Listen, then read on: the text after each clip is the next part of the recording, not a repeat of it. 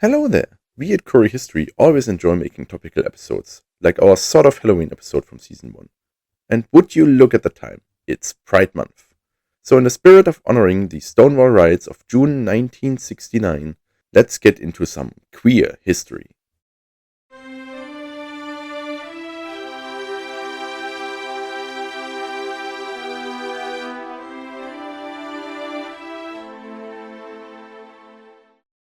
The focus of today's episode will be one of the greatest poets of ancient Greece and the reason why terms such as Sapphic and Lesbian are used to describe love between women. I'm of course talking about the one and only Sappho of Lesbos. Before we introduce Sappho herself, let's get a brief overview of ancient Greek gender norms. Naturally, most of our sources on this are from Athens, so let's put an asterisk on everything, as classical Greece was a culturally very diverse place. Speaking of Athens, famous for its Attic democracy, in which every free citizen could partake in government, women were not actually considered free citizens and had no right to take part in government. The role of women was to stay home and take care of the family. The notion that they could do more than that was often mocked. A good example is Assemblywomen, a comedic play by Aristophanes. In it, the women take over voting at the assembly. Granted, the play is a satire on Athenian politics of the time, but women in power was still used as an absurdist setup. In general, Greek society seemed to be somewhat confused by the idea of women being an active part of something. This stems from a deeper belief that power comes from action.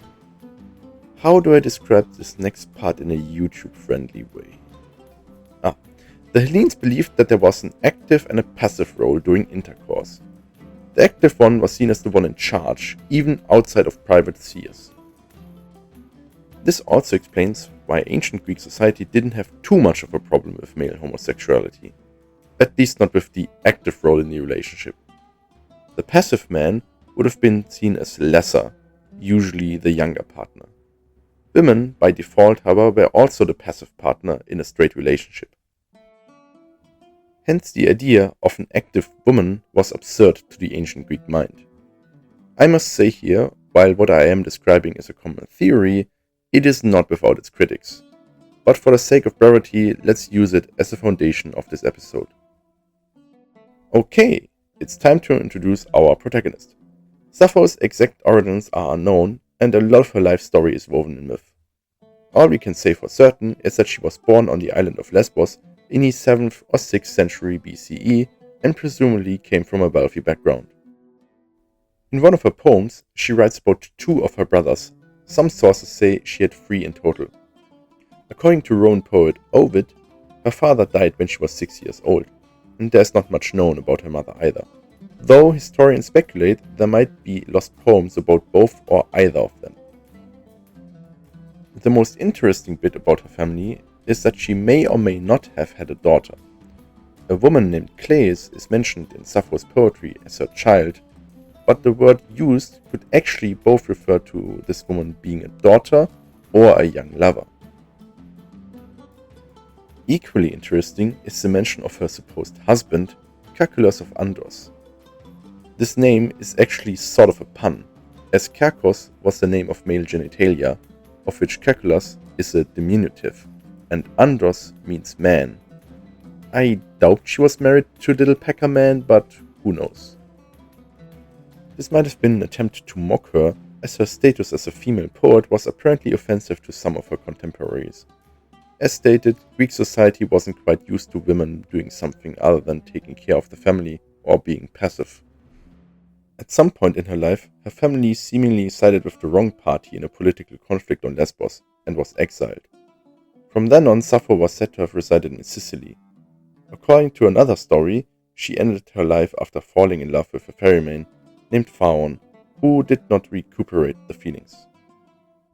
This is most definitely false, however, as this is directly taken from a common story about the goddess Aphrodite. Still, this bit was often quoted in the 19th century to assure readers that she was indeed straight and not a naughty queer woman. Which brings me to the next point: modern straightwashing.